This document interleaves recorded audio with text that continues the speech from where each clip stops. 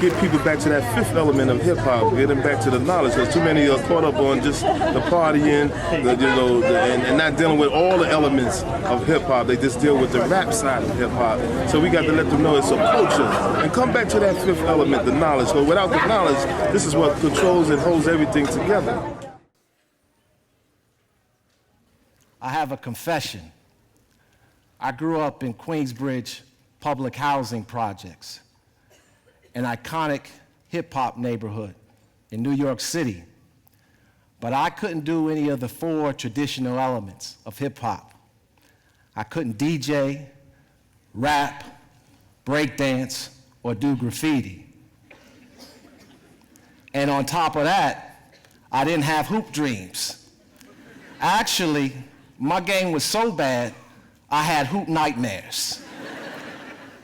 The truth is, I was just an ordinary kid without the talents that my peers hoped would carry us straight out of Queensbridge. But guess what? I have lived a remarkable life. Today, I'm here to tell you how other ordinary people can do the same by tapping into the incredible power of doing the knowledge. DJ Africa Bambaataa, whose voice you heard, also known as the godfather of hip-hop, tells us that knowledge is the fifth element of hip-hop. Now, I shined in doing the knowledge back in the day. I was that kid that you were going to have to give reasons to. Y'all know the kind of kid I'm talking about because some of you were just like me or knew a kid that was. If somebody had something to say about self, society, religion, or whatever, I was the kid that was going to ask, "Why you think that?" And I would challenge them to show and prove. Now, I'm not going to lie. This often got me into trouble, sometimes big trouble, at home, in Sunday school, and with my elders, who would eventually send me on my way with a, "Because I said so, damn it, now beat it." Of course, my Sunday school teacher didn't put it like that. But the look on his face said it all when I once challenged him to show and prove that Jesus turned water to wine. Yeah, I'm afraid I was that kid. I didn't know it then, but the philosopher Socrates had mastered the art of doing the knowledge. He was born around 470 BC in Athens, Greece, and became an icon of Western philosophy by raising questions, seeking answers, and holding himself and others to the high standard of showing and proving. In fact, Socrates was so dope at doing the knowledge that he ended up on death row, not the label, and was executed for corrupting the youth. Now, that's the kind of gangster life that intrigued me back in the day, the life of doing the knowledge. Who knows? Maybe I could have acquired the talents to be a rapper or baller and followed the same path out of Queensbridge that Nas or Meta World Peace did some years later. One thing I do know is that I certainly couldn't have breakdanced my way out of Queensbridge with these two left feet. Anyway, I was too engrossed in doing the knowledge to care about not having these talents. My peers wanted to be like DJ Marley Marl, MC Rakim, one of my top 5, by the way, or even to be like Mike. Well, call me a nerd if you like. I wanted to be like Socrates. I wanted to excel at doing the knowledge.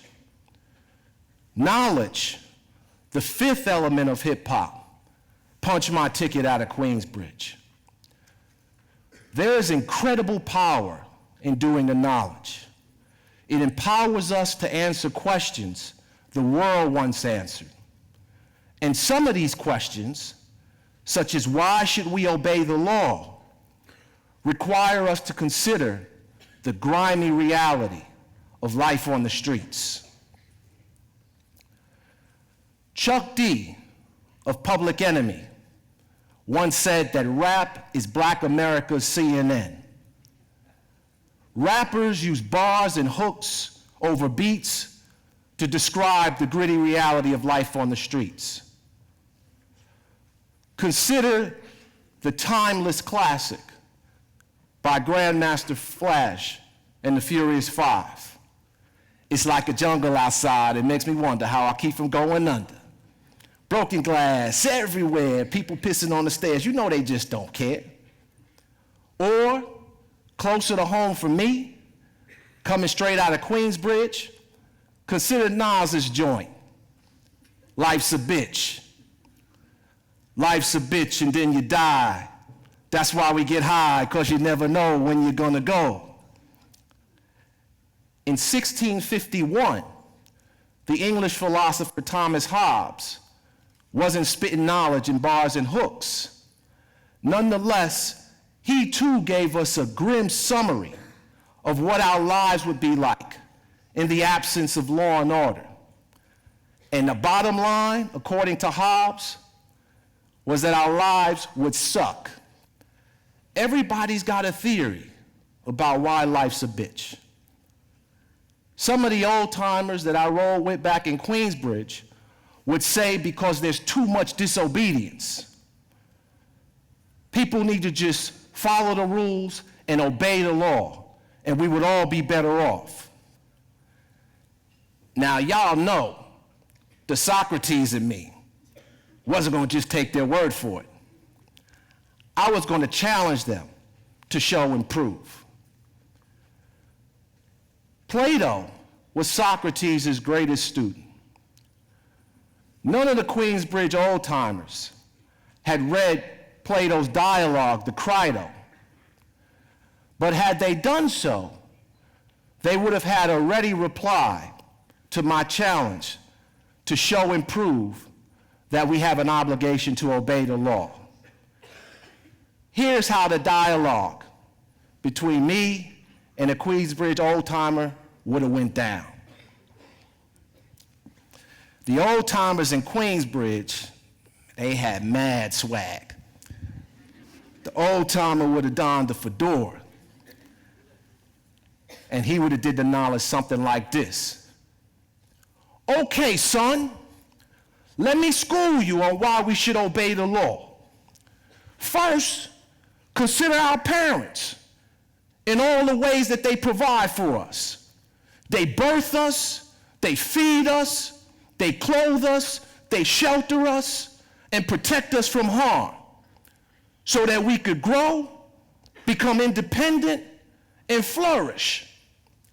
Now, consider the state, which is just like our parents in that it too provides for us. It creates laws so that we can raise families, be educated, and be protected from harm. Obviously, we owe our parents a debt of gratitude. We should give thanks for all that they've done for us.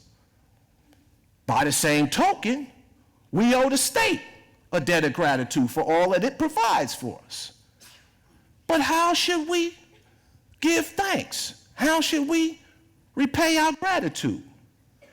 Well, this too is obvious. We should obey their laws and rules. This is the least we can do for all that they've done for us. So there you have it, son. We should obey the law out of a duty of gratitude to the state for all that it has provided us. Now, when I was a kid running the streets of Queensbridge, I didn't appreciate all that swag and the fedora. You know what I'm saying? I would have been rocking, I would have had a mirror, of course, when I put it on, but I would have been rocking this do-rag. Now see, here you go. That's what you got to prop. I'm gonna just turn around and put my do-rag on. First time this ever happened, probably in history of a TED Talk. That's what happens, you know. Try to put a do-rag on in front of 1,500 people. It ain't gonna get all right. Forget it. I'm gonna go like this. I'm gonna go like this. I'm gonna go like this. I'm gonna improv. That's what I'm talking about. That's what I'm talking about. Here's how I would have did the knowledge. Maybe in a perfect world, the state provides us with all we need, but the world we live in, here in QB, is far from perfect. Look around you, old timer. We live in a segregated, poverty-ridden, rat and roach-infested ghetto food desert. We live with environmental hazards such as lead paint and jacked up water. And we live in fear of thugs and the police.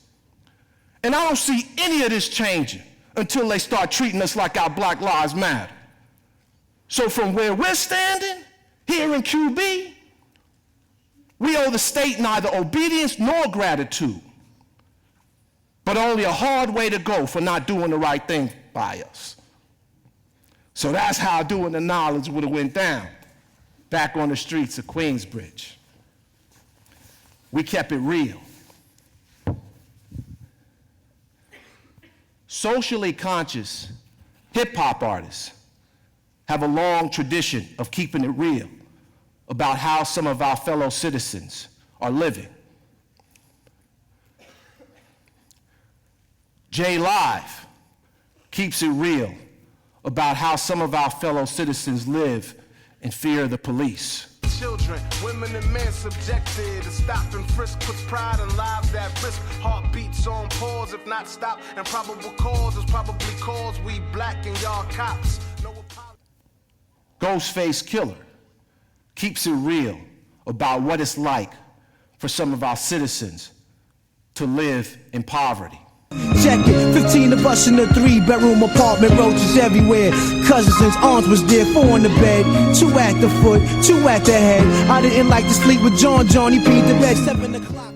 And Dead Prez keeps it real about what it's like to live with schools not teaching us what we need to know.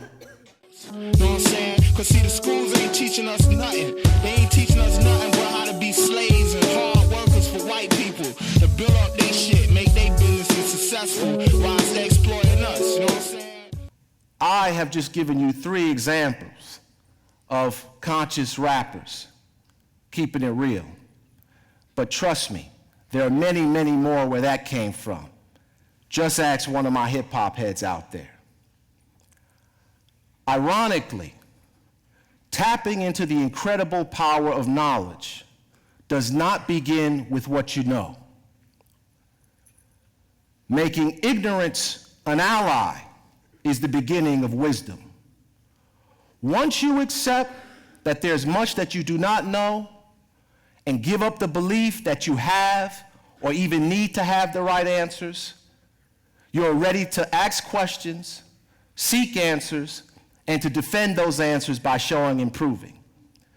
That's what Socrates and Plato did. It's what I did with the old timers in Queensbridge. It's what many conscious rappers do. It's also what I do now as a professor of philosophy with my students at the University of Michigan. And the good news is that it's what all ordinary people can do, from Main Street to Martin Luther King Boulevard. Doing the knowledge does not require any special talents. So, I began this talk with a confession. Let me end with another. I hate to let the cat out of the bag, but most of us are not going to be world-famous hip-hop artists or athletes. The odds are very much against us, being the next Slim Shady, Serena Williams, or Steph Curry. But guess what? This is perfectly okay.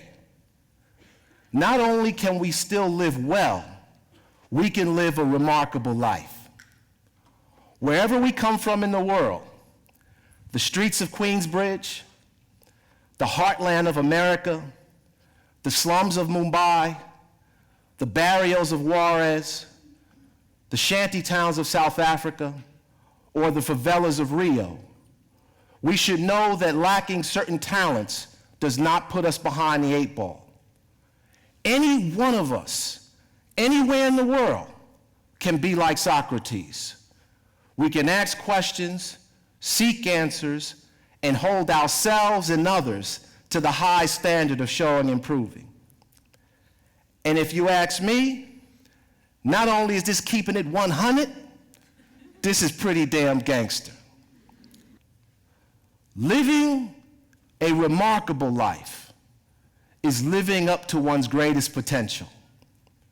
This is good for us, for others, and for society. Being like Socrates empowers ordinary persons, not blessed with certain talents, to live a remarkable life despite the circumstances of their birth or upbringing. So, if you are an ordinary person wanting to live a remarkable life, my advice to you is do the knowledge. Peace. Thank you.